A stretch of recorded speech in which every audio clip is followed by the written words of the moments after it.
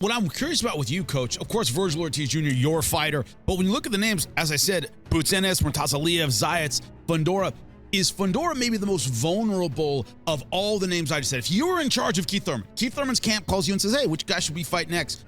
Is Fundora the pick you would make? Because with his size, he's 6'7", his reach is incredible, but he's had some fundamental difficulties. He's fought against Tim Tszyu. Is he the guy where Thurman might sneak in and get that title?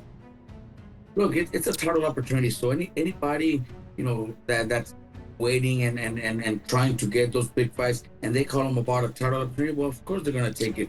Is it the best? His best shot? I really don't know what they're thinking. His team.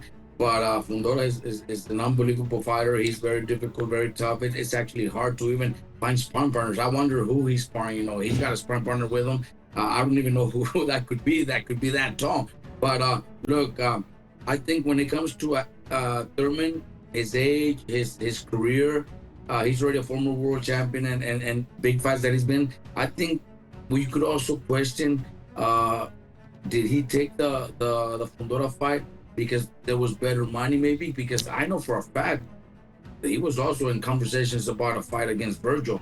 So that's that's a question there. Did he pick Fundora because he thinks Fundora is easier than Vergil, or maybe the money is much better? I don't know. That obviously between him and PBC, whoever he deals with.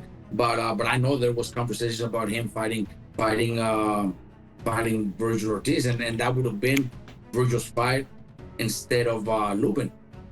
The fame also a world championship fight. Fundora, Vergil doesn't have a title. Maybe exactly, that's what I mean. Yeah, maybe it's a world title fight, so maybe he chose that because it's a more meaningful fight for him to become champion again at 37.